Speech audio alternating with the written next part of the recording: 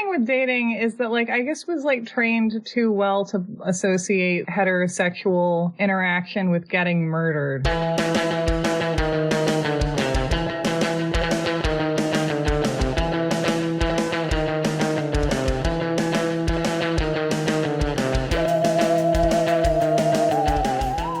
Welcome to You're Wrong About, the show where we tell you the real Princess Bride story. That's good. Or, in this episode, the real Princess Divorcee. Yeah, I'm excited for these people to finally get divorced.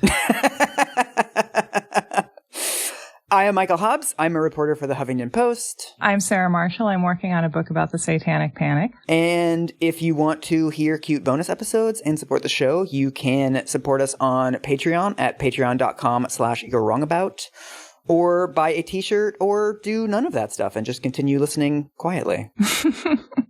Or discontinue listening. Yeah. But let's talk about Diana for a second before you go. Yes. If you're headed out. Mike, where are we? You're supposed to do this part. I was going to ask you, where are we? Catch us up. Oh, okay. Yeah, I can tell you where we are.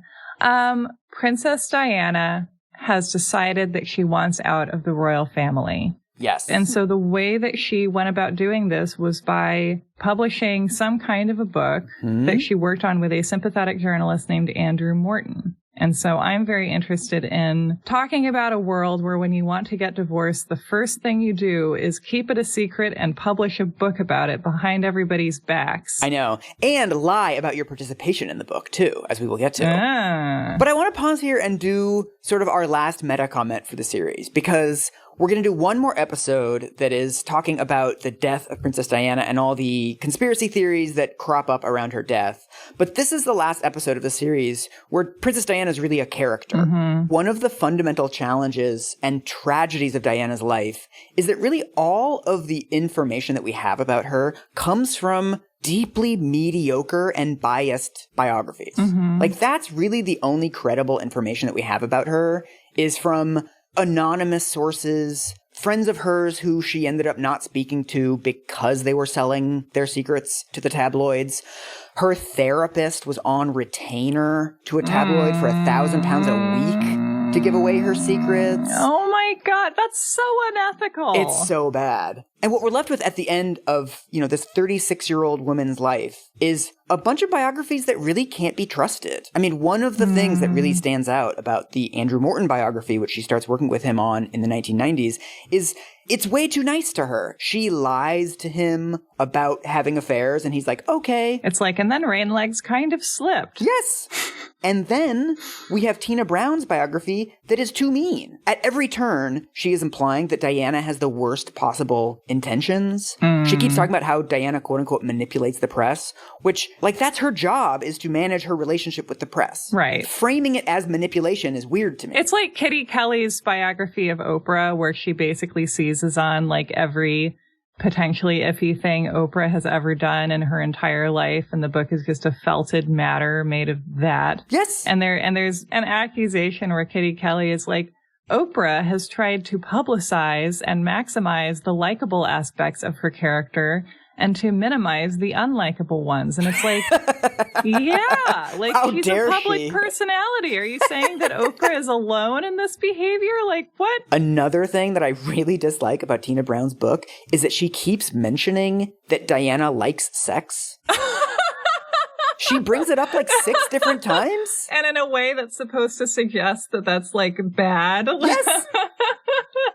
Oh, Tina. It's like you were mentioning the other day that Jeffrey Toobin keeps bringing up that Nicole Brown Simpson had plastic surgery. Yeah. In places where it's not relevant, and he just keeps saying it. And, like, most adults enjoy having sex. That's only a fact that's relevant in, like, very specific contexts. But we have to all pretend we don't. And if a woman is murdered who we know to have enjoyed sexual encounters in her life, then, like, we can communicate our feeling that it is less sad potentially for that reason. Right. And then masturbate during a conference call. But I just think it's it's an interesting metaphor for the way that any kind of historiography works. Like, this is an extreme example of it because there is so little that we know. Mm-hmm. But this is what we all do, and this is what journalism is to some extent, right? It's basically us displaying a part of ourselves while going through this pantomime that we're telling some sort of factual story. Yeah. And I think the less journalism makes a claim to objectivity, the more ethical it can be. Because if you're, because I think it's most dangerous when journalists are like, I just report. That's why I don't like the word reporter. I just report the facts. And it's like, God. Oh, are you a Geiger counter and not a human person? Are you ready to dive into the outfits this week? Oh my gosh. As usual, I will link to these in the description. Mm-hmm. Okay, first photo. Here we go. Oh, this is nice. Right? Or so it would seem. You know where this is going. Yeah. So this is Charles and Diana, and each of them is holding, I imagine, one of their children. Yes, these are not random children. These are their children. And they're wearing like country casual kind of Lily Pulitzer type clothes. And they're standing, interestingly, in a field of like wildflowers that are almost waist high. And they're standing in front of some kind of an estate, and they're smiling, and Prince Charles actually looks like he's doing a smize. Yeah. And Diana is smiling, but I would say, in my own opinion, not smizing. Oh, so it's only a mouth smile. Do you see a smize there? No, I mean, it's so hard to read her because, they're in this period in their marriage where they're basically not speaking. Yeah. It's very hard to not see that in the photos, but that also could just be us projecting what we know onto the photos. Yes. What do you think about the house behind them? It is very cute. It has lots of vines all over it. I'm a fan of that. Yes. Ask me a question, get a plant-based answer. This is Highgrove because British people name their houses like rich people name their boats. Oh, I named my house. It's called the Satellite of Love. So it's June of 1992. So far, 1992 has been a pretty bad year for the royal family. Prince Andrew's marriage with Fergie is breaking down, and so she's essentially beginning the process of being ejected from the royal family. Princess Anne is divorcing her husband, and there's rumors that Princess Anne is having sex with Andrew Parker Bowles, who is Camilla's husband. There's only like 8 people in this upper echelon of British royal life, and they're all having sex with one another. So it's just like a Viner house back in the day. Exactly. And also, in March of 1992, Diana's father dies. How does she feel about that? She felt extremely sad. There's a really sad scene where she and her brother, the day that their father dies, they kick Rainlegs out of the house. They tell her basically, pack your shit and go. Everything that belonged to my father is no longer yours. I just can't get over how this is such Maury Povich behavior. I know. She tries to pack up all of her clothes in trunks, but then they say that the trunks, because they have an S sort of engraved on them, they actually belong to their father. And so they make her put all of her stuff in garbage bags. And they throw it down the stairs and just kick her the fuck out. Oh my God. It's bad. Seriously, this is like they're on the real world or something. I know. But so I want you to imagine a scene, okay? Okay. Charles and Diana are in their cubular home, Highgrove. It is a Sunday morning. They get up. They're sort of puttering around as people do. And so Charles opens the Sunday Times newspaper at the kitchen table and starts reading. And what he sees is a headline that says, Diana driven to 5 suicide bids by uncaring Charles. What he's looking at is an excerpt of Andrew Morton's book. Oh my God. Oh, Jesus. So for months, she has been sneaking tapes of herself talking to Andrew Morton. And he has been interviewing her friends. He has been doing all of this sort of extra digging around to write the true story of the marriage. So his book contains 3 huge bombshells. So first, Diana had a severe eating disorder. Secondly, she has attempted suicide. Third, Prince Charles is sleeping with Camilla and has been for ages. But like everyone knows that one already, right? Like everyone basically knows, or do they not know? I mean, the sort of the Daily Mail reading public who can kind of read between the lines, yes, but sort of normie Sunday Times readers, not really. Okay. But so he starts reading this excerpt and she's there in the kitchen. So she sort of spots him reading this excerpt and is like, oh, fuck. So at the time in press conferences and various other sort of public appearances, she will deny that she had anything to do with the book. She's like, oh, this was written behind my back, unauthorized biography, blah, blah, blah. Behind the scenes, she's actually working with the Sunday Times to confirm the stories because she wants the excerpt to run in the Sunday Times and not the Daily Mail because the Times has more credibility. But as Charles is reading these excerpts, there's kind of sort of quotes from her that are not necessarily attributed to her, but the only way to know them would be if you interviewed her. So basically, Charles is reading these excerpts and going, holy shit, she did the one unforgivable thing in the royal family. She went to the press. What is amazing about this marriage and what is amazing about these people is this weekend that he's reading the paper, they have house guests.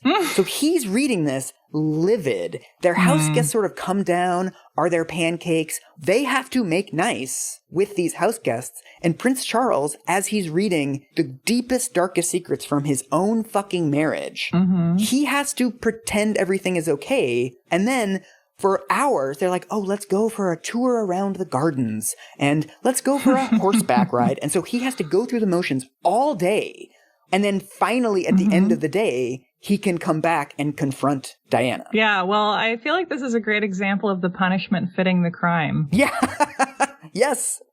And so this is the bomb that she throws into the marriage. This is what destroys the marriage ultimately. Yeah. We were talking, I don't know if it was in this series or in a different episode about a terrible relationship, but like about that thing that happens where people start saying things to each other that are like so horrible that you know the relationship can't come back from this. Like you say the most hurtful thing you can think of, not even necessarily because it's true, but because you want to like maim the relationship in a way where you can't change your mind about it later. Totally. Like Oprah pouring water over bread. Oh, yeah. I feel like that's what this is. This is a sentence from Andrew Morton's book, and Andrew Morton updated his book after Princess Diana's death, so there is kind of this epilogue where he talks about itself coming out into the world. It's very strange. He's talking about Charles coming back from showing around these house guests and kind of saying goodbye to them, and then he says, only then did he mount the stairs to his wife's room with the newspaper in his hand and say something that made Diana dash downstairs with a scarlet face and brimming eyes and flee back to London. So, I mean, as it would, this completely destroys any chance of them getting back together, any chance of them kind of forming like this business-like relationship where they just keep everything under wraps. And because she knows she's betrayed him in a way that would be the most hurtful way that he personally could possibly be betrayed. Oh, exactly. And this is what he cut off her sister for doing. Remember? Right. And so the next day is when they open negotiations to separate. Wow. I mean, it's worth talking about what a big deal this book was. Yeah, can we? Like, how did the public respond? Because, like, is this at all precedented? Oh, completely not. I mean, to have this much information public behind the scenes of a royal wedding while it's still going on, like while the people are both still alive, is totally unprecedented. And again, like we're so used to these stories, like, so many of us grew up sort of knowing about the infidelity, knowing about Diana's eating disorder. I mean, so much of this was kind of public when you and I were coming of age. I grew up knowing of Princess Diana as the beautiful woman in the cocktail dress who like had gotten her groove back and escaped from this terrible, scary mansion that she'd been imprisoned in for 15 years. I mean, for people that really watched the royal family, they knew that this marriage was breaking down. But all of that is kind of rumors. Yeah. Right? I mean, you read things in the tabloids and 30% of them are just completely made up. Although what's interesting is because Diana lies about her participation in the book, and there's still this debate about whether or not she participated, it becomes one of Britain's most banned books of the 1990s. Really? So in Britain, you couldn't watch Child's Play or read Andrew Morton's Diana book. And like, I love both those things. This would have been so tough for me. But so the establishment reaction to this is kind of like a journalism ethics story. How dare you write this book that she didn't even want published, she had nothing to do with. He actually gave her a copy of the text before the book was published, and she made edits to the book. The notable things that are not in the book are her own affairs. Yeah. It's pretty fucked up to write a biography of someone where they are allowed to edit it, but not to disclose that until after their death. It's not a biography. It's a ghostwritten memoir at that point. And even by the standards of a memoir, it's pretty fawning, because if she was going to write her own memoir, she would have mentioned that she fucked this horse dude guy, and it was great. So the day after this comes out, they go to Kensington Palace to meet with his parents to talk about the future of the marriage. Yeah, because of course that's the first people you would talk to. I know. Mummy. They're basically in like a quasi-arranged marriage. And so what she's trying to do is to unarrange it. Yeah, they've both been trafficked. So basically both her and Charles want to separate, but the Queen is saying that they should have some sort of 6-month cooling off period. Like, tensions are high, emotions are high. Let's give it 6 months and then talk about it. Have another kid. See if things calm down. As these negotiations over the separation are going forward, Prince Philip starts writing her letters blaming her for destroying the marriage. He says, this is fucked up. Can you honestly look into your heart and say that Charles's relationship with Camilla has nothing to do with your behavior towards him in your marriage? Oh my God. That is the opening line of one of the letters. They had a relationship before he and Diana met. Yes. Prince Philip, like, can you not keep track of linear time? Because I can. He also says that she didn't appreciate that he had cut ties with Camilla in the early years of their marriage. Like, you know, you never really thanked him for, like, not cheating on you in the first couple of years of your marriage. When your husband deigns to not cheat on you, you have to really, like, reward him with a lot of little perks to encourage that behavior. It's like, he's a man. He's not a spaniel puppy. To her credit, Princess Diana basically writes back and is like, fuck you, fuck this. He's the one that decided to cheat on me. I'm sorry, I'm not going to take blame for that. Nice. And so I guess eventually this exchange of letters becomes nicer. And he's like, you're right. I was kind of a dick in my last letter. I'm sorry about that. And it ends in this more conciliatory way. Although during this fight, like while it's really bad between Prince Philip and Diana, he threatens her and says, if you keep trying to leave this marriage, we are going to release tapes that we have of you having an affair. Diana's like, you fucking what? And he's like, oh, never mind. I've said too much. She's already been contacted by the tabloids about this. He makes this little comment and then immediately takes it back. He never releases any tapes. Nothing comes of that at all. But it plants the seed of like, these people are fucking spying on me. Yeah. And these tapes could come out at any time, basically. Yes. So there's a couple months where they're kind of negotiating the separation and trying to figure out what the future is going to look like behind the scenes. But in front of cameras, they still have to maintain this charade. So her and him are still going to these like royal ascot coloring the troops, like these ridiculous horse-based public events. So there's these just excruciating photos of them during this period, clearly faking it. Just loathing radiating out of their pores. Also, one of the things that's very interesting, there's a 2006 study that shows diagnosis of bulimia in the UK showed 60,000 more cases diagnosed in 1994 than in 1991. I'll bet it did, because of the beautiful princess of your country who's the only likable member of this whole stupid royal family. Yes. Has the same problem you do, then like maybe you can accept it. Yes. And try and get help. People see her as a person first, whereas everyone in the royal family sees her as her role first. So the royal family is like, we mustn't allow the commoners to realize that we're not the thing that we're pretending we are. And like, but everybody else already knows. And like the royals are the last people who are like pretending for their own benefit, basically. There's a scene later where Charles gets the results of an opinion poll and his approval is 4%. He talks about how he's really disappointed because his approval earlier in the 90s had been 15%. Like, it's dropped to 4. That's so dismal. Oh, baby. And you're like, Charles, 15% is not good. And Diana's is like 70, 80% for like all of this period. Charles is trying to hold on to 15%. Like, maybe rethink what you're doing. Yeah, right. Because his assumption is like, it's not going to get better than 15% for him. Like, if only he could get back to 15%. I know. I think this is also just a good illustration of the fact that if you're forced to have a job that you're bad at for your whole life, it isn't good for you. This is the famous abuse thing. To the extent that I have sympathy for Charles, it's just like, no one should be forced to fucking live like this. Yeah. But so behind the scenes, negotiations are going kind of weirdly, you know, in a normal divorce, like a normal divorce negotiation. There's a couple things, you know, there's finances, there's custody, etc.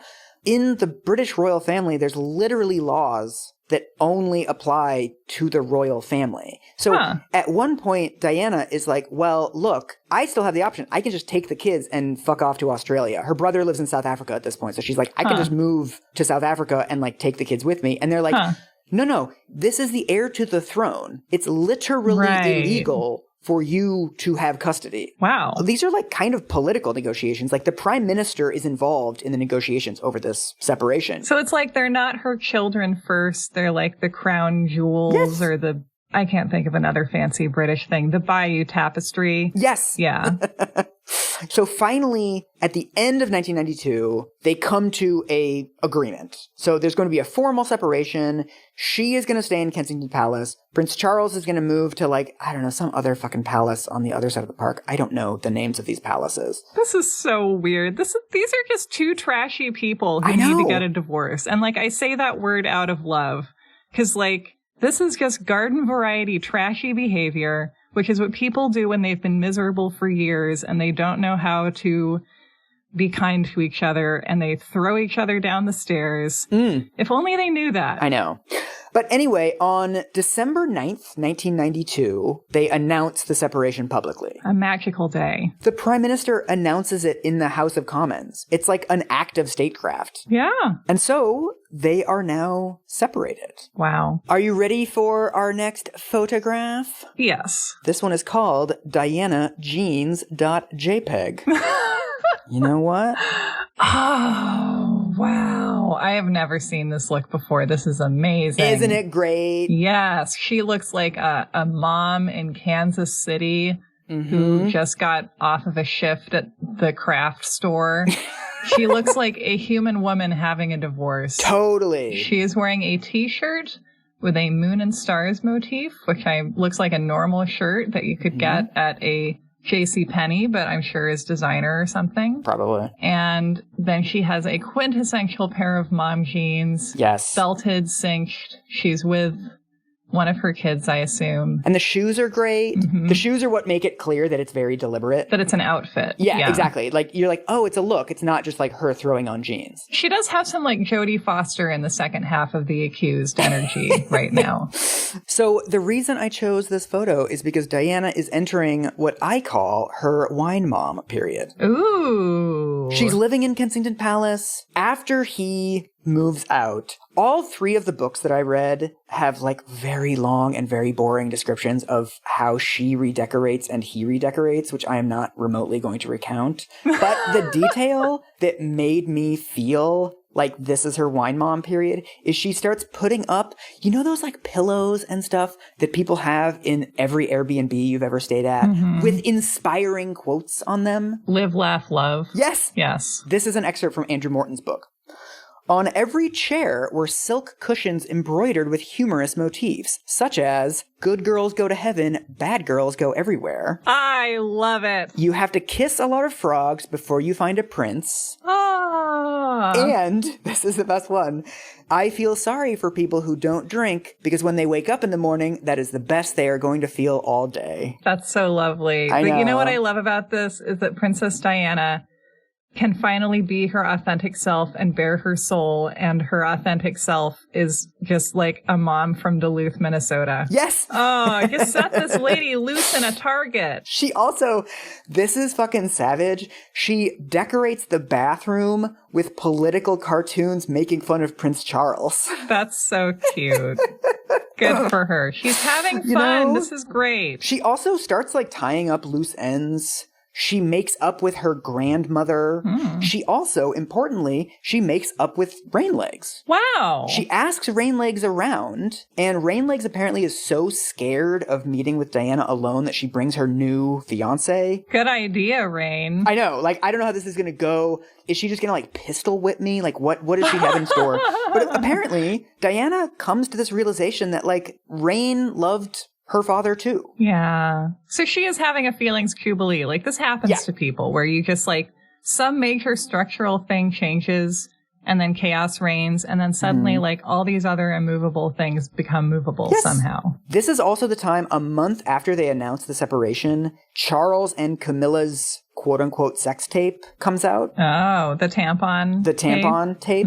You know, in the public eye, this is like LOL, he's talking about tampons, whatever. Charles likes sex. But do you remember that I mentioned, you know, the transcript of the tape is really long and most of it is sexual logistics. Oh, we can stay at David's country house. Yeah. Diana reads the rest of the transcript and she sees names of people that she knows. They are having sex in the country homes of her and Charles's mutual friends and her friends. And so to her, the revelation is not the sex talk, whatever. It's that like, oh, all of our friends have been aiding and abetting Charles's affair with Camilla. And everyone's been gaslighting me this entire time. Exactly. Yeah. So I think some of this sort of reconnecting with Rain and reconnecting with her grandmother is her trying to exit Charles's world. Just like, fuck these people. Well, and you can see how she married into the royal family, maybe partly with a 20-year-old's or a 19-year-old sense of like, fuck my family, I'm joining a new family.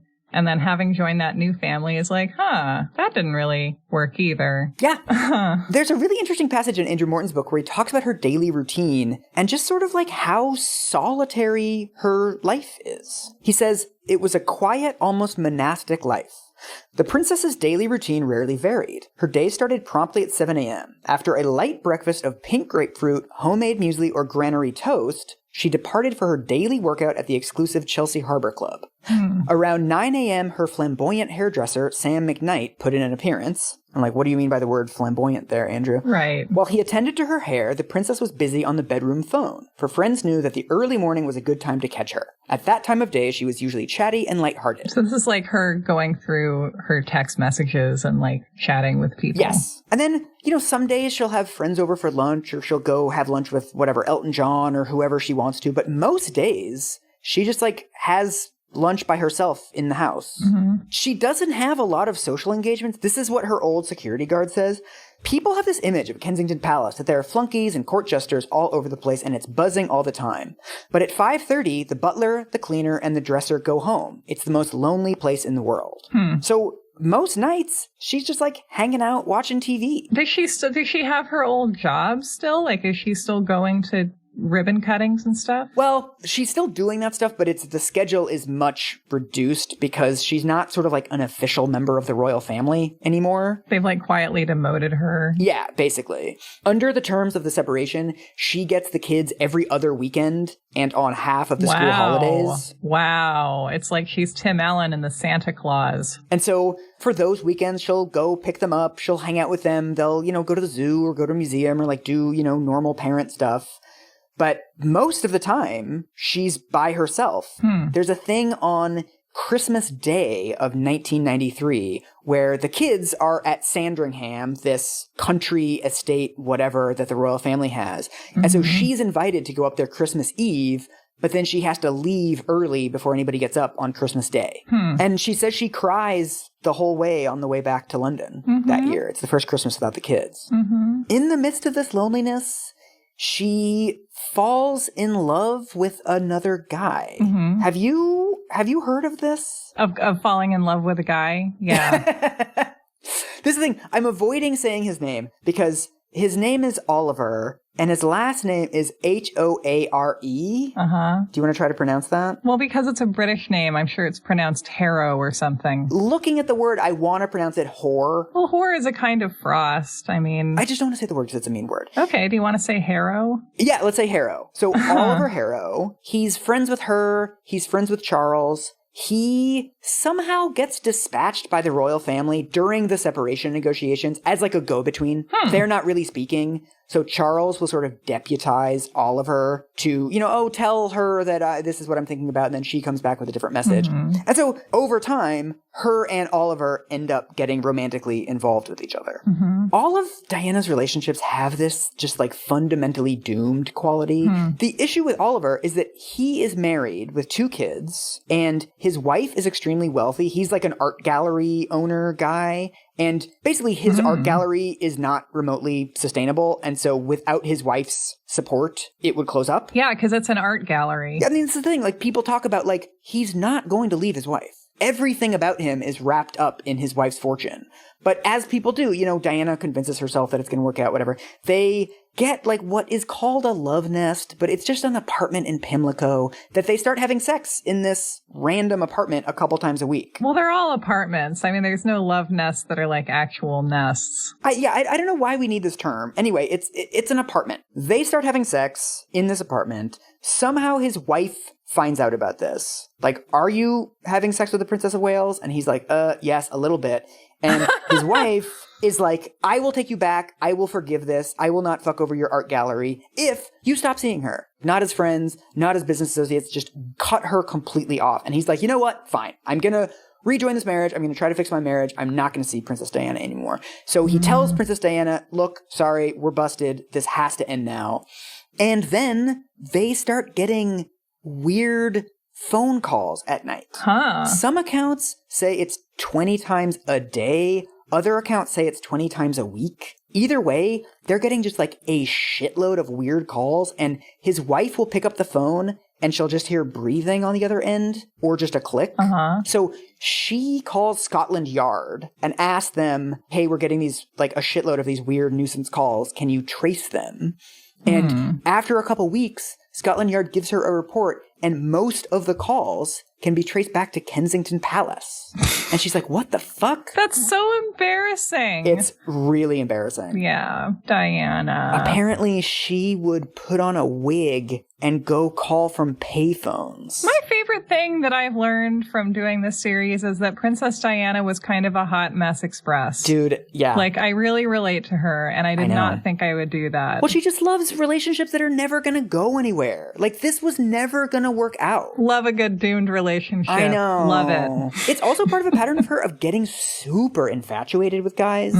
Sort of thinking that this one guy is going to solve all of her problems. I mean, this is something that her friends talk about, that she'll say like, oh, if only I can get him to leave his wife. Yeah. Then we'll be able to be together. And it's like, really? And then she's like, he's never going to leave her. And her friend's like, of course he's not. She's like, you're right. I know you're right. So somehow this gets to the papers. One tabloid prints a story saying like, Diana's making weird nuisance phone calls to these guys, like the story breaks. Yeah, the headline is how embarrassing. The headline is Di's cranky calls to married tycoon.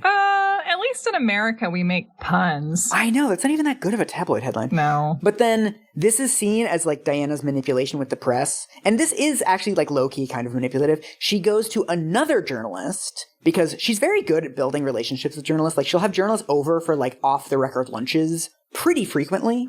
She finds out that the story's coming out like 48 hours before it happens. And so she goes to another tabloid and she feeds them the story that I'm being hounded by the press. Look, the press will stop at nothing. Like, look how craven these people are. They're saying I'm making nuisance phone calls. Nice. Her line that she gives to this other journalist is she says, I don't even know how to use a parking meter, let alone a phone box. Oh, so she's falling back on the, like, I'm a big thicko defense. I know. The idea that she wouldn't know how to use a payphone, like, payphones are not difficult to use. Right. Like, and she would have probably used them as a child. Like, she's not her husband. Yeah. She hasn't been alienated from the real world since birth. Yes. She she provides the journalist with her day book, like her diary. And she's like, well, look, I couldn't have been dialing him from Kensington Palace because I was at like whatever event that night. And the diary is fake. Like it's her handwriting. But she's just like written down stuff that didn't happen. But the journalist doesn't really do due diligence. I also appreciate the fact that she's like a hot mess in her love life and is actually very good at her job. She's like Holly Hunter in Broadcast News. Yes. I also find it interesting that like, I'm sure that Tina Brown or any number of other people would call this manipulation. And I'm like, is it? It feels like it's just, she's been in the public eye for her entire adult life. She's been slammed by this her whole adult life. You know, she's like a surfer learning to ride the waves, right? And it's interesting that we see someone, especially women, you know, doing anything but getting pummeled by the surf over and over again as like intrinsically wicked. And also keep in mind, how do we feel about women who refuse to manipulate the media, right? How do we feel about women who are bad with the media? She shouldn't have worn that. She shouldn't have invited the attention that she got. Yeah, we blame women for what media does to them the way we blame people for sexual assault. Yes. I've never heard a male celebrity called manipulative for the way that they use the press. No. Humans should not lie. Lying is immoral. Lying is bad. But also, a celebrity lying to the media, is this something we actually hate as a society? I think she has a right to conceal that, honestly. She's concealing something about herself that's fucking embarrassing. Yes. And that has nothing to do with, like, public welfare or anything like that. It's just, like, she behaved embarrassingly about a breakup, like, during a divorce. Yeah. Yeah. Another interesting aspect of this is that this actually is what stops the nuisance calls, because she asks Oliver to go to the tabloids and say, tell them I was never calling you. Tell them this whole thing is made up. There was never any phone calls. It was like a kid at school doing prank calls to you. And he refuses. Wow. So she sees this as a betrayal. And so, you know, snap of the fingers, she's over her infatuation with him. Yeah. I mean, the best way to, like, sour romantic feelings is by betraying someone, potentially. So that's her wine mom phase. Are you ready for the next photo? I think so, yeah. Sending you another one. Ah! I know! This is so great. I love it. I know. I just know that she has a comically large bottle of Evian just right out of frame, right?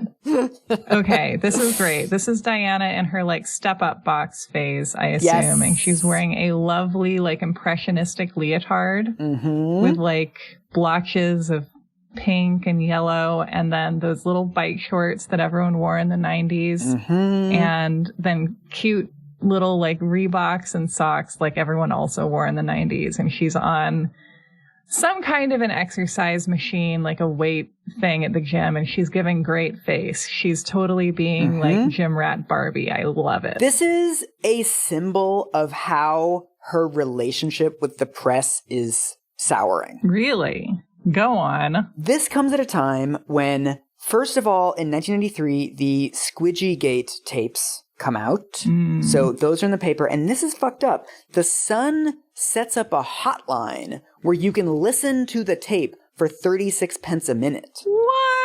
It's also a time when the horse dude publishes his memoir about his affair with Diana. Okay. Oh, so people didn't know that about her. They thought that she had been just like virtuously wronged, being cheated on. They think she's Emma Thompson in Love Actually. But really, she's a woman who was not depicted in that movie because none of the women in it had enough agency to cheat on anybody. I mean, it's such a time capsule because right now we are so used to a world where everybody has a telephone with them at all times. And celebrities know that anything they do will be photographed by some random person. But this is 1994, and there's a guy that goes to her gym who rigs a silent camera with no, like, click shutter thing in the ceiling. Oh my God, these aren't posed? No. That's amazing. I assumed these were posed because she looks really good. She looks amazing. Wow. But she's absolutely livid about this. Of course she is, because she's being surveilled. Yes. These are published in a 9-page spread in, I believe, the Daily Mail. That's horrible. That's horrible. Do you want to guess the headline? Now here's something to masturbate to. Yours is better. No, they get published under the name Die Spy Sensation. No! So they're like, here's these photos that we unethically obtained. We're going to put that in the headline. Mm-hmm. Obviously, it's fair game because she's just like a panda at the zoo. Yeah. Ugh. So she actually sues the guy that took the photos. Good. And there's like a whole out-of-court settlement, something. It's not clear what exactly happened. But this is the first time that she's really getting to the point where she's like, fuck the press. This is way too much to handle. Yeah. There's also, this is a fucked up scene. This is a week after her grandmother dies, the grandmother that she had only recently reconciled with. Mm-hmm. She's taking the kids to Jurassic Park. Ooh. And there's a bunch of paparazzi there. And what's been happening over the last couple of months is the paparazzi are getting more aggressive. Mm. This is from Tina Brown's book. She's interviewing a friend of Diana's, and he says, I had lunch with her once at San Lorenzo, and I said, how do you put up with it? This is unbearable. They used to say awful things to get a reaction. Diana, you are a cunt. Horrible things. It would make her cry. Wow, that's intense. This is another excerpt. If the princess kept her head down coming out, they'd yell bitch to make her cry and get a newsier shot. When she covered her head getting into a taxi, a Spanish photographer shouted, why don't you put your head up and start acting like a fucking princess?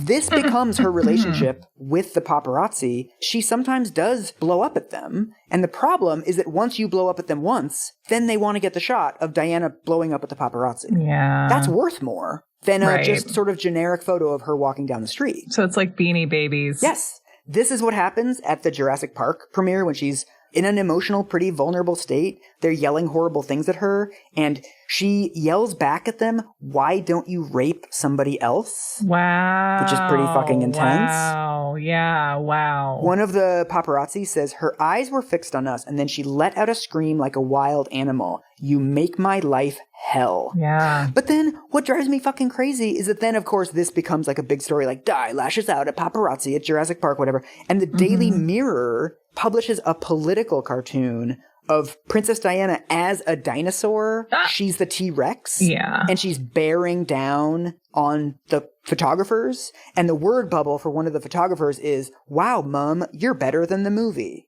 Which isn't even good. If you, don't assume that it's meant to be cruel, which obviously it is, it's, kind of high praise, because it's she's a mother T-Rex protecting her young from a bunch of idiots. Yeah. In the tabloid worldview, there is no scenario in which a paparazzi could go too far. It's this completely amoral view of humanity where celebrities have no right to complain about any kind of press attention because they're celebrities and they want the attention. Right. This is a central thing in tabloid ideology that if she doesn't want to be photographed, she shouldn't be the princess. Meh. Similar to the T-Rex. You wake up, you don't know what sanctuary it is. You see what, is from a T-Rex's perspective, the equivalent of a Kong toy with some kibble in it. Mm-hmm. And you try and eat the kibble. Yes. It's accidentally very apropos. So this is really, this is emblematic of the way that, for the first time, she is having a really antagonistic relationship with the press. In general, the press has been pretty good to her. Yeah. The royal family also starts undermining her philanthropy and her sort of official trips. That oftentimes, there's a thing where an IRA bomb goes off and it kills 2 young boys. And, within hours, Diana calls the parents to talk to them and to console them. And she asks, can I go up and visit them? Mm-hmm. And the royal family forbids her to do it. They're like, no, Prince Philip's going. He'll do great. He's got a very nice bedside manner and he makes people feel better. So it's just there's a million little events like this. Small undermining things. And they're removing her from the jobs that give her life meaning, which are her public roles and motherhood. She's at this time doing various sort of, awareness raising things on AIDS and on eating disorders and depression and all kinds of other stuff. She actually gives a very long speech against the use of tranquilizers for women. She conflates tranquilizers with antidepressants in a way that I don't love. Mm-hmm. We're sort of giving women antidepressants to make them forget about what's going on in their lives. But it's mostly focused on tranquilizers. And people start accusing her of being a bad feminist. And one of these right-wing columnists accuses her of glamorizing eating disorders by talking about her own eating disorder. Okay, whatever. Yeah, the thing is, I feel weird about it because Tina Brown talks about how Princess Diana is essentially the first sort of global philanthro celebrity. Like now we have, Bono and Angelina Jolie and George Clooney, Brad Pitt. This is now a big part of celebrity, is going around and doing these philanthropic events and having like issues that you care about, whatever. Yeah. As a guy who worked in development and like saw issues get poisoned by celebrities getting involved in them, I sort of agree with the overall critique that, like, Bono is full of shit and he should pay his fucking taxes. And a lot of the people that are accusing her of why is this woman with no actual expertise getting involved in these issues? Like, on some level, I actually agree with those critiques. On the other hand, it does seem like she's picking issues that actually require more awareness. Something like AIDS that really does need to be destigmatized. Like, she's being pretty smart in the things that she's dealing with. And she's not, like Prince Charles, getting into all of this, like, overpopulation, like, eco-fascism adjacent stuff. Like, she's better at choosing issues where a celebrity can actually sort of help. Right. So I just feel weird about it. Yeah. But so, in response to all of this, on December 3rd of 1993, she announces that she is resigning from public life. Wow. Do you remember this? This is like one of my first Princess Diana memories. No. I remember there being headlines about like Princess Diana resigns. And as a kid, I was like, what does that mean? You can't resign for being a celebrity. Because, I mean, being a celebrity, it's like currency. It's like if everybody else believes it, then it's true. So you can't just say like, I'm no longer going to be a celebrity anymore. Right. I didn't really understand as a child what actually she meant by this. And now, as an adult, I'm not sure I understand this either. Well, she's resigning from a public role like Nixon, right? But she's not really, because she continues to do charity stuff and she continues to do like official trips to Bosnia and stuff. Huh. Is she trying to get the press off of her back, do you think? I mean, I think it's partly just a strategy publicly to try to get them off of her back. The only substantive thing that I could find that she does is she pares back her charity work. So she used to be working with 100-ish charities, and she pares that back to just 5. And she wants to do more behind-the-scenes things with the charities, less of this shaking hands, ribbon-cutting type charity work. She wants to do more behind-the-scenes stuff, trying to make them more effective. But other than that, I can't find a lot else that this really means. Mm-hmm. There's a nice moment in the Andrew Morton book with a celebrity cameo. It says, a few months later, at a reception at the Serpentine Gallery, of which she was a patron, as she chatted to the movie star Jeremy Irons, he told her, I've taken a year off acting. Diana smiled and replied, so have I. Aw, that's nice. But so, the souring relationship with the press leads us to the divorce. Mm-hmm. So, I'm going to send you one more look, which you have undoubtedly seen 400 times. Mm. So there are 3 things that lead to the divorce of Prince Charles and Diana, and this dress is kind of one of them. I do know this dress, and I know this picture too. This is a great shot because you can just see her quads just a little bit underneath the hemline, and she's fucking ripped. Dude, she's super ripped, I know. So, okay, so this is like a classic LBD. Lower bust. Little black dress. Oh, okay. And she's wearing a necklace that once again looks like the heart of the ocean. Mm-hmm. It's a great shot because she's striding forward dynamically and smizing at whatever is in front of her. Mm-hmm. Yeah, it's just a wonderful dress. It's it's not super skimpy, but like it's got, what do you call sleeves that aren't up on the shoulders? They're on the upper arms. Sloves. Yes. And she just looks in command of herself. It's a really great photo. This is known as either the revenge dress or the fuck you dress. How is it a revenge dress? I will tell you. Okay. So she is wearing this on June 29th, 1994, which is the evening that a documentary about Prince Charles airs on the BBC. So over the last couple months, as her relationship with the press is getting worse, the royal family's relationship with the press is getting better, basically because they have better management. For 18 months, Prince Charles has been working with the BBC and a biographer to basically get out like a counter narrative, right? Because Diana's biography has come out. So he's trying to put out like the Charles side of the story. Oh boy. So they air a documentary, which I have seen and is terrible, called Charles, the Private Man, the Public Role. Please tell me all about this documentary. It's so boring. Oh my God. It's half like interviews with him. And then the other half is, this journalist kind of like going with him on, hunting excursions. And there's this long scene where he's describing hunting and they're like, how can you tell that there's a deer in the bush? And he's like, you have to look for them. I don't know. It's just so boring. He's talking about like his interests, like architecture and gardening, and he's really into like homeopathy and stuff. It's just the like not very insightful thoughts of like a rich guy who thinks he's really insightful. Yeah, I mean, this is all very Marie Antoinette, down to the fact that Louis XVI was just a boring guy who really wasn't particularly interested in the thing that was alleged to be his job. Honestly, if he was like your dad, you would really like him, right? Like he's not an evil person. Right. Unless he cheated on your mom a bunch and then alienated her horrifically and et cetera. So really, the only thing that comes out of this interview is he admits finally, publicly, that he was having an affair with Camilla during the marriage. But so the reason why this is called the revenge dress is that she's wearing this dress to some opening something at the Serpentine Gallery. She originally had canceled, like she got the invitation. She was like, I'm busy that night. I can't make it. Then when she finds out that the documentary is airing that night, she's like, something's opened up in my schedule. I think I will be coming. And so she deliberately chooses this dress to knock Charles off the front pages the next day. Yes, that's so good. This is like Veep. I know. And it fucking works. So he has this big documentary. He's like finally coming out, like they're going to humanize me on the BBC and it's going to be this big deal. I'm going to get all this great coverage. And he opens up the papers the next morning. Do you want to guess the fucking headline that runs alongside this photo of Diana wearing the dress? It's so bad, Sarah. You cannot come up with something as bad as this. Can you give me a hint of like what the theme is? Muhammad Ali. That's not going to help, but Muhammad Ali. Oh, float like a butter die, sting like a bee. That's my guess. Is it?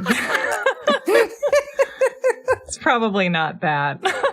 The headline they use is they show the photo that I just showed you, and it says, the thriller he left to woo Camilla. Oh, come on, that's pretty good. They're all just so bad. I don't know why we have to talk like this. Because life is really hard and we all need to gang up on famous people to get through it. So it's basically her being like, well, he's talking about Camilla and he's in this sort of not making him look so great interview. And like, I am thriving. Yeah. I am showing up at the Serpentine Gallery. I am looking amazing. It's great because this is what you do to show your ex you're doing great, but your ex is like all of Britain. Yes, exactly. So that's basically the first thing that leads to their divorce. Basically him admitting that he's been seeing Camilla this whole time. And they're slowly airing the secrets that in a way are like they're letting the people in on stuff that like they can't unknow. And you can't save a marriage that is like there's this much information about how bad it was. Her suicide attempts, him cheating on her. Even if they did get back together, they're starting to form this thing of like, do we want these people to get back together? Like this whole thing just seems like really toxic and gross. Yeah. The second thing that happens that leads to the divorce is on November 20th, 1995, the BBC airs the infamous Panorama interview with Diana. I am sure you've seen clips of this. I don't know. She has the eye makeup. And she's like answering questions with the journalist who also interviewed Michael Jackson in The Tree. Oh. This is an hour-long interview on the BBC with Princess Diana, and it's her first ever solo interview. Really? It's fascinating. That's amazing. So she really has been like a hostage this whole time in a lot of ways. Well, there's something so interesting about the royal family because they're so tetchy about giving the press any access. So much of what you hear about them is sort of, anonymous quotes from their friends or stories that are written about them. It's very rare to see them actually speak. I think before I started working on this series, I don't think I had ever heard Prince Charles's speaking voice. Huh. Yeah. No, I don't think I have. They don't really give press conferences the way that politicians do. Right. So it's really amazing. I mean, a lot of people in Britain talk about this as the first time they've heard her voice. Really? Yeah. That's amazing. That's really amazing. Because she's been in the public eye now for like 15 years, right? Yeah. So the reason why she does the interview is basically all of her relationship souring with the press stuff we just talked about. There's a stereotype forming that, she's a T-Rex and she's doing these like janky royal visits and she's calling this guy at weird hours and like it seems like she's a little bit unhinged, and she basically sees her own public image getting away from her, and she sees for the first time Prince Charles kind of doing okay press-wise.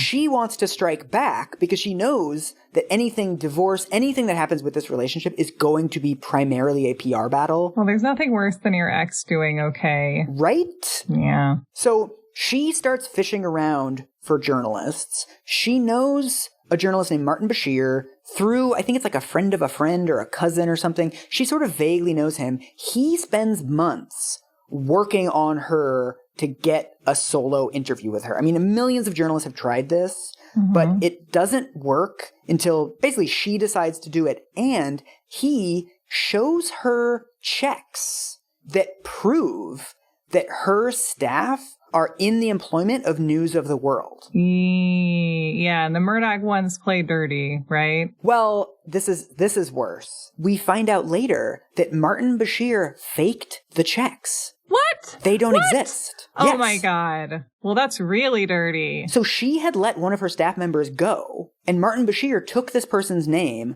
put their name on a check, and had the graphic design department at the BBC make fake checks. The BBC did that? Yeah. I mean, the BBC did a whole inquest, and they say they didn't know about it, and it didn't talk her into the interview, blah, blah, blah. This was like a Martin Bashir project.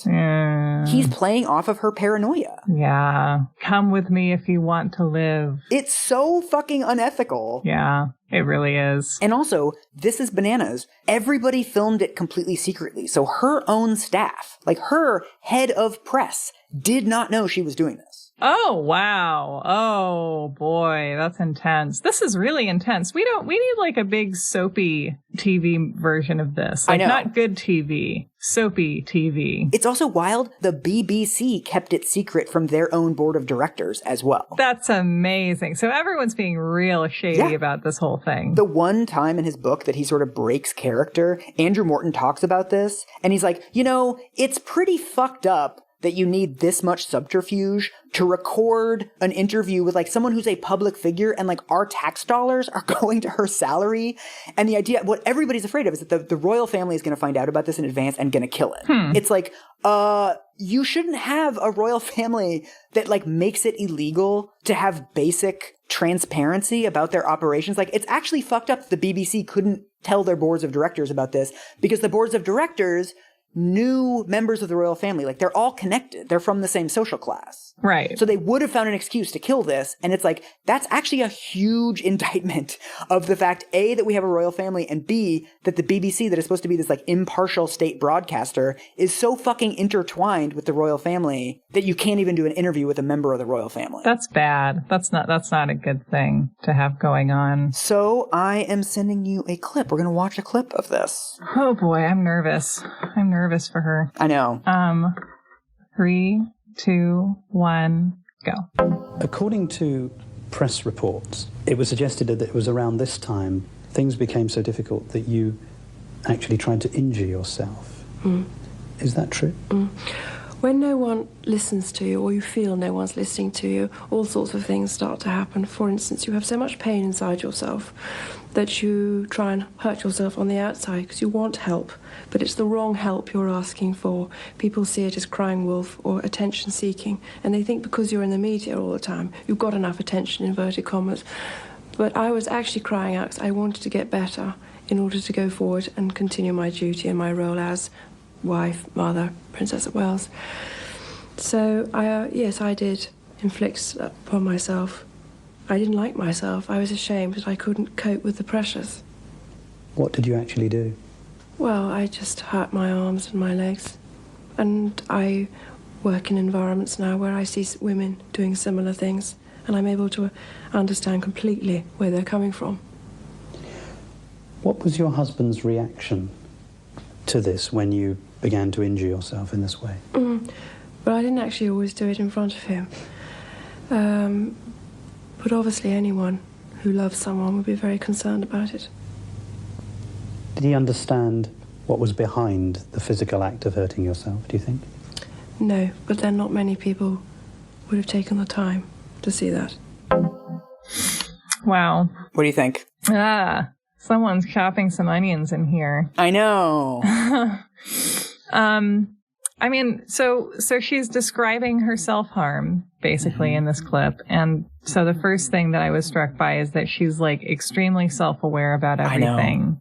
It feels like she has come to understand her experience and is able to talk about it, if not without feeling shame, then without projecting a feeling of shame anyway. Which to me is very emotional. Like, I think that's why I'm having this little cry response to it, because I feel like that's very meaningful to me, to see someone who has, like, inflicted all of this pain on themselves and kind of figured out what that's about, and now has a response of wanting to destigmatize it for other people and talk to them about it and be like, I'm the Princess of Wales, and, well, like, formerly, and I know what that's like, which I really appreciate that she's doing that with this weird random power that has been given to her. Do you know why I picked this clip? Because you wanted to make me cry?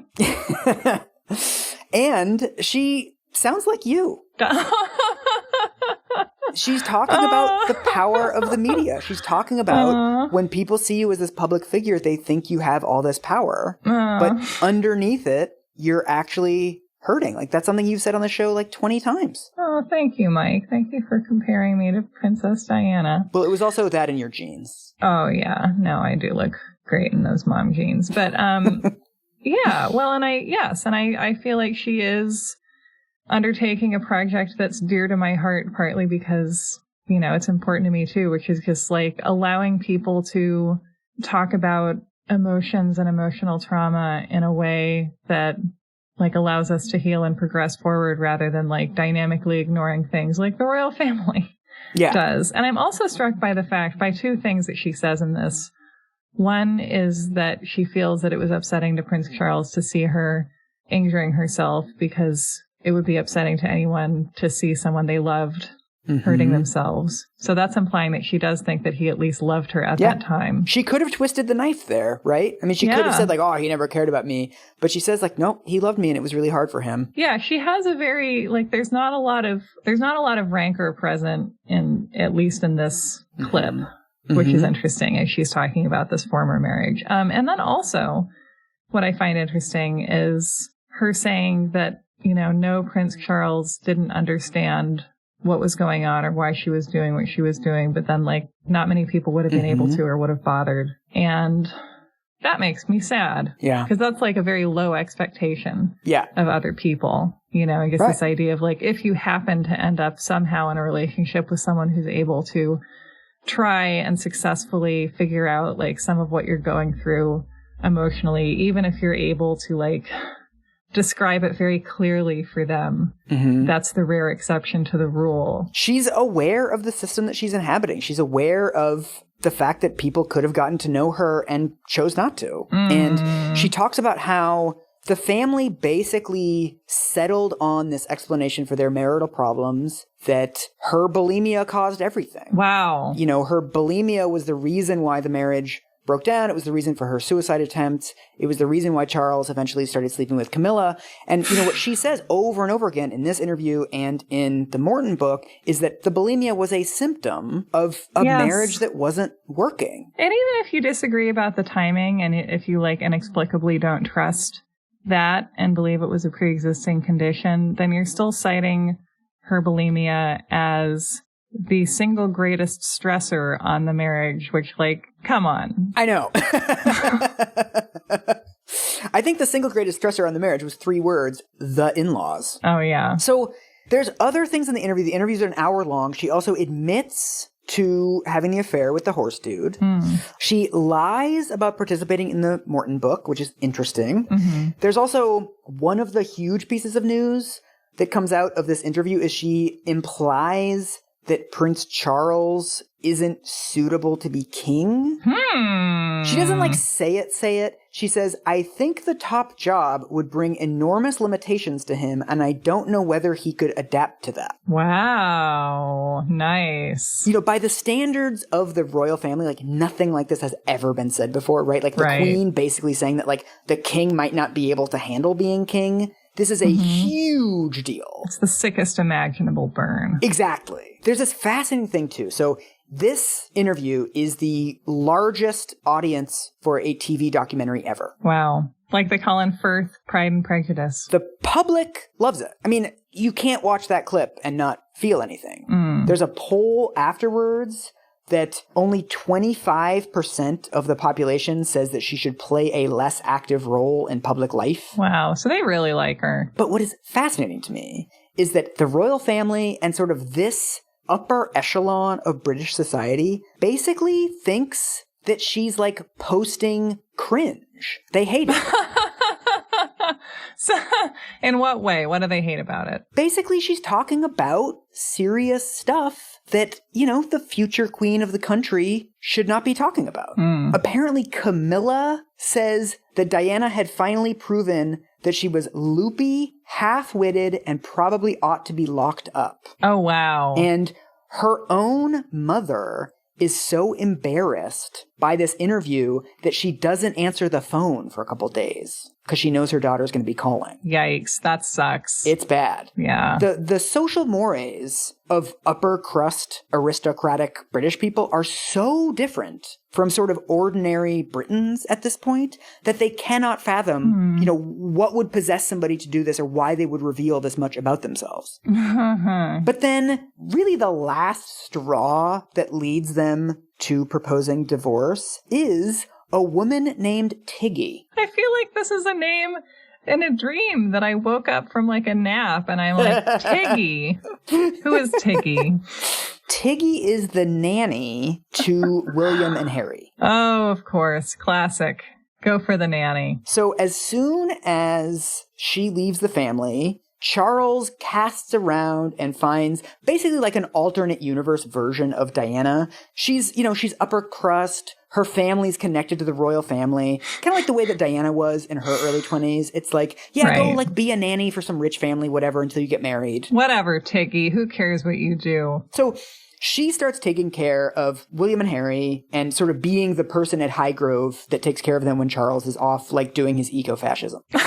And so there start to be photos in the paper of, here's William and Harry riding horses and there's Tiggy on a horse next to them. She just starts kind of showing up visually around these kids and Diana fucking hates her. Oh, yeah. It's a stepmom type situation. Yes. Yeah. So she becomes convinced, and there's no evidence of this, that her and Charles are having an affair. Poor Tiggy. She asks her private secretary to write a letter, a formal request to Prince Charles's kind of team, saying that she wants clarity on what exactly Tiggy's roles are, and she wants to have approval over anything that Tiggy is doing with the kids.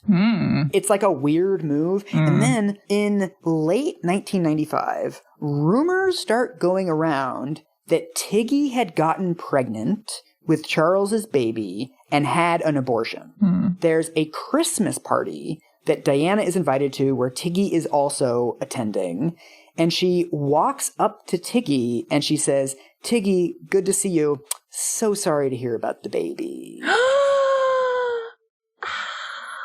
Oh boy, that is a spit-covered curveball if ever I've heard one. Bad. Yeah, right below the belt. So Tiggy bursts into tears immediately and just storms Tiggy. out of the party. Yeah. And nobody has talked to her about it. She's vaguely aware of these rumors. They're not fucking true as well. Oh wow. Okay, well that's it could, so if it were true it would have been worse because that would have been really hurtful as opposed to just really rude and silly. Everybody else of course sees this at the party. Rumors go around these upper crust Maury Povich societies and people are just why would Diana do this? This is pretty unhinged behavior. Because she has issues, you guys. So Tiggy, because her family's sort of intertwined, she goes to the queen. They talk about like maybe filing a libel suit, whatever. They find out later that Diana is the one who started the rumor. Oh, nice. Wow. That is some real Mean Girls material right there. I know. It's some like hot mess shit. It's bad. It is. Yeah. She's a hot mess express. And so between Charles admitting that he's had the affair with Camilla and the quote-unquote unhinged Panorama interview and the pretty legit unhinged stuff with Tiggy, the Queen is basically just like, fuck this, let's get this woman out of our lives. That's it. This is sort of nuts. Again, like this is weird in-law behavior.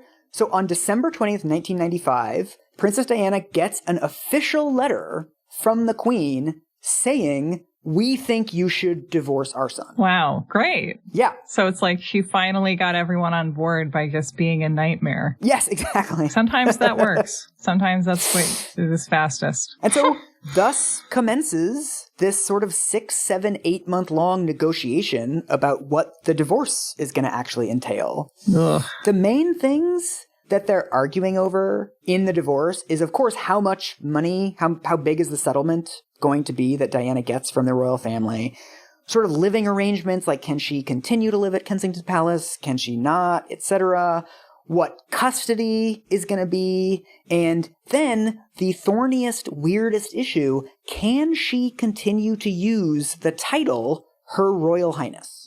This is something that is like a huge piece of the negotiations. Wow. Does she care? Is she invested in it? Well, this is what's amazing, is that the things that people care about are completely mismatched, which is actually great. So the Queen is basically just like, yeah, give her whatever money she needs. Obviously, they're going to have joint custody. Like, we're not going to take the kids away. That would be bananas. And, like, yeah, she can stay in Kensington Palace. Like, I never go to Kensington Palace. A bunch of fucking weirdos live there anyway. I don't care. Give her all the things. But she must not retain the title of Her Royal Highness.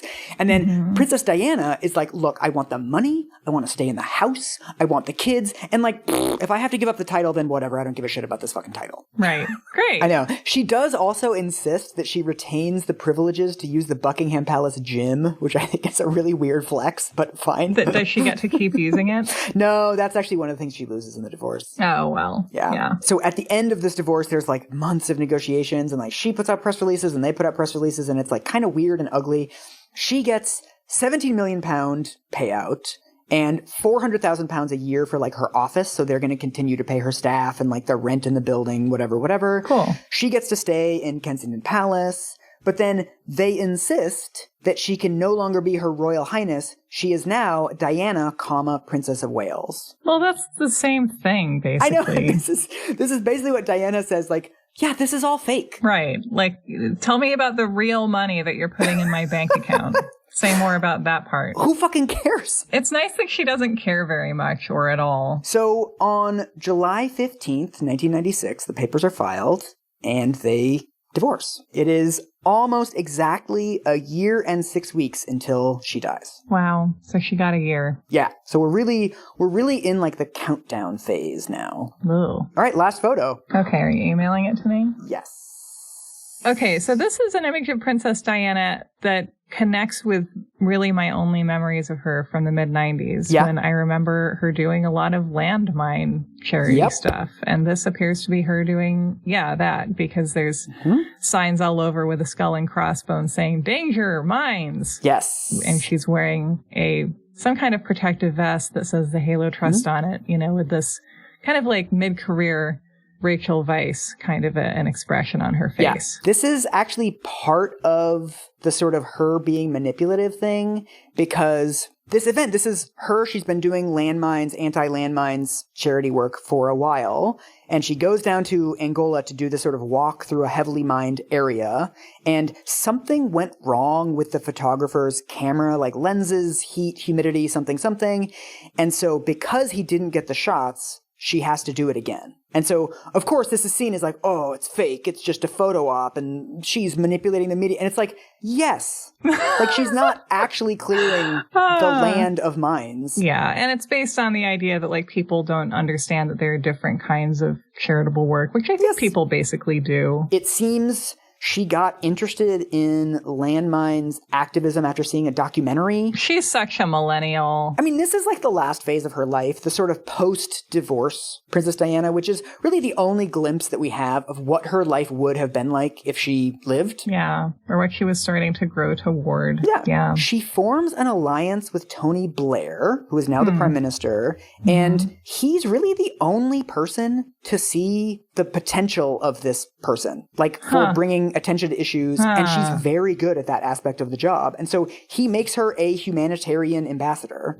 Even John Major was like, why would I want her going on like official trips? I don't see why we would have her, meeting with whatever, the prime minister of Kazakhstan. Whereas Tony Blair understands, like, no, it's all fake. Like, diplomacy is all a facade, right? It's like, how good do people get along with each other? Right. So all these other male politicians are like, how could we have this woman who only knows hollow pageantry play a decisive role in our hollow pageantry? And it's like, I got news for you, fuckos. It's all bullshit. Right. So, like, you should have this bullshit-ass woman on your team. Yeah. She starts doing all this landmine stuff. She goes to Bosnia. She goes to Angola. This becomes, like, one of her main issues. And why do they have landmines to begin with? Like, to give us a little landmine crash course. It's basically in, like, civil wars. They'll put a shitload of landmines down, and then even after the war ends, those landmines just stay there. And so oftentimes, children walking to school will lose an arm or will be killed or will be horribly maimed. Like, it's an issue that is good for celebrities because it primarily affects, like, women and children, like people who are doing a lot of walking in the countryside. And unlike some trendy issues today for celebrities, it is something that demonstrably exists. Yeah. And it's very easy to grasp the concept that, like, this is bad. This is a bad scene. And also, all accounts are that this is very effective. So the international campaign to ban landmines wins the Nobel Prize. Oh. And they thank Diana in their acceptance speech. And you don't want to give Diana too much credit because obviously, like, the sort of the low-level grunt, very difficult work of campaigning and research, like years of work go into things before celebrities find out about them, before they're sort of ready for the celebrity inputs. Yeah. But also, once she gets involved and once this is seen as sort of like an international issue of importance, Britain bans the export of landmines. Wow. And all these other countries sign treaties against landmines. So that's basically one aspect of her post-divorce life. Another aspect, this is like hard to talk about. This like really, really, really stuck out to me as kind of like a hot mess express aspect of Diana's life. So what happens at this time is she also becomes increasingly isolated. At the time of her death, all of her friends are people who she's only known for a few years. One by one, all of her friends from childhood, she cuts out. So this woman, Carolyn Bartholomew, who was the one who sort of gave her the ultimatum, like, you have to do something about your eating disorder or else I'm going to go to the press. Like, they stopped talking because she's mad at Carolyn for talking to Andrew Morton for his book. She also has a falling out with Fergie. Wow. Because Fergie publishes a memoir about her experience with the royal family. And in it, she mentions that Diana had once offered to loan her a pair of shoes. And she says in the book, oh, I didn't want to wear Diana's shoes because she has foot warts. And I didn't want to get foot warts. I don't know how much to believe this particular theory. Like, it might have been something else in the book. But we do know that they were not speaking at the time of Diana's death and hadn't spoken in years. Yeah. I should not have been doing this, but I was reading message boards on the royal family because I was trying to unravel what happened between her and Carolyn Bartholomew, and I was never really able to get a good answer. I found these sort of, message boards of people who've, like, really gone down rabbit holes on this shit, and what one person said there is just that, like, she didn't really have conflict resolution skills. Yeah. That basically, as soon as somebody would bring something up, like, one of her friends brought up that, hey, Prince William has mentioned to me that it's a little embarrassing that you drop him off at Eton and, like, you're the only mom that drops off their kids and it's embarrassing to him. And I don't know, it's a hurtful thing for her to hear about her son. It's a hurtful thing for her to hear from her friend. But instead of in any way expressing that, she just stops talking to him and they never speak again. Yeah. I think you see this pattern so often with people, especially people really struggling with severe mental illness.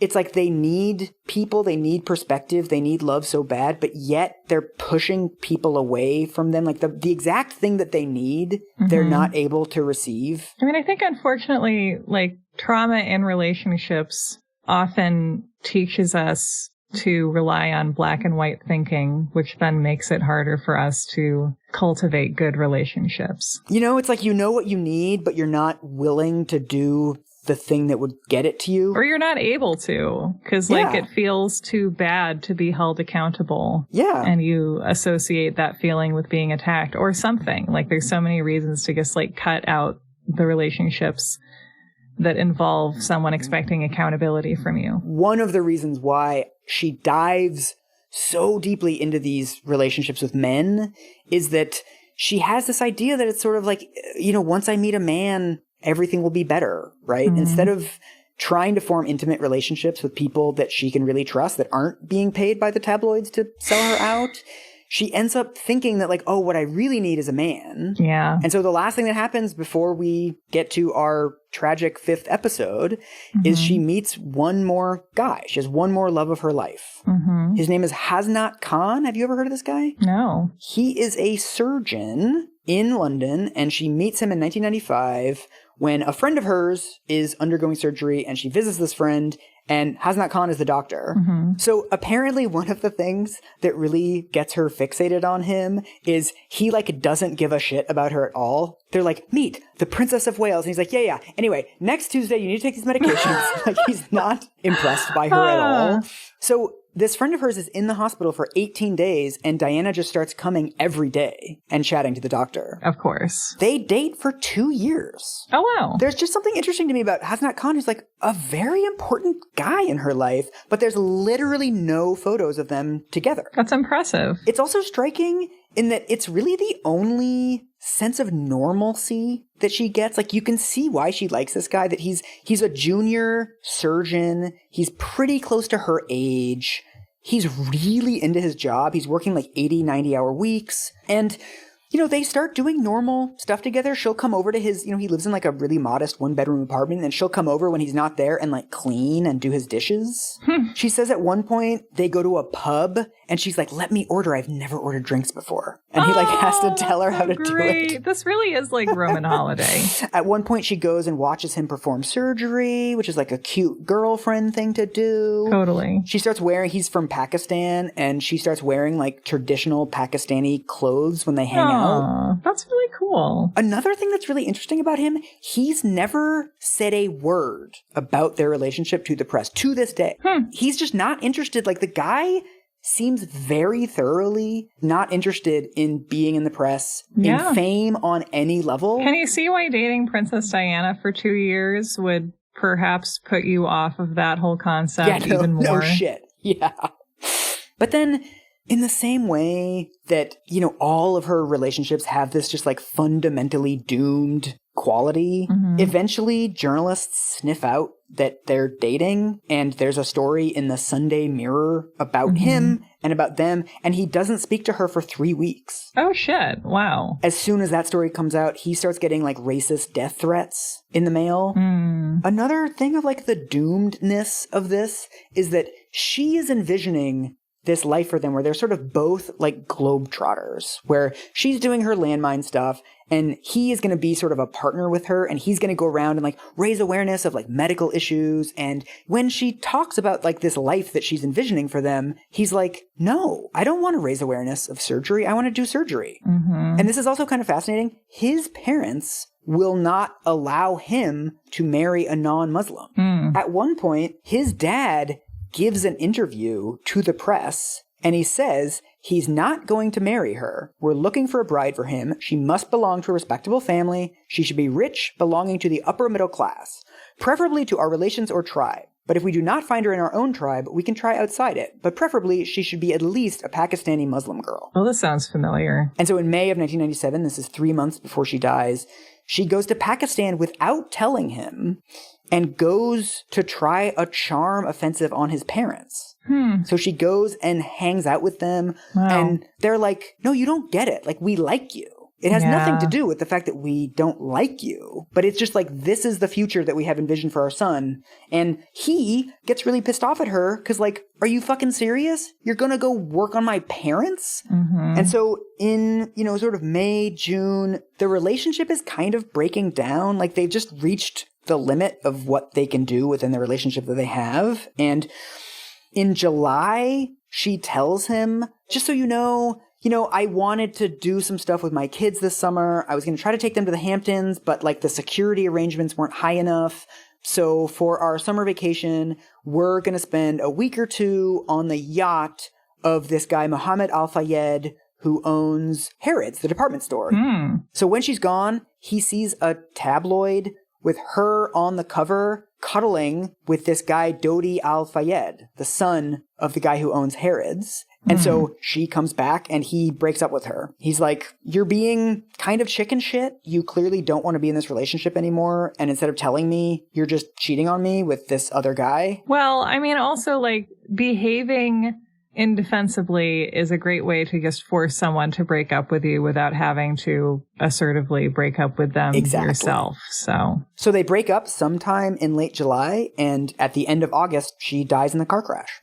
And so that's where we're going to leave it. Next episode, we're going to meet Dodi. We're going to talk about Paris. We're going to talk about the conspiracy theories. We're going to talk about how the royal family reacts to her death. Okay, I'm ready for the final chapter. I don't think this is going to turn out well for anybody. We have a little ending. I want to do another table read. Oh, okay. You into this? Oh, yeah. I want to end thinking about something other than, just being freshly broken up with and about to die. So, yeah. This is an excerpt from the Martin Bashir interview.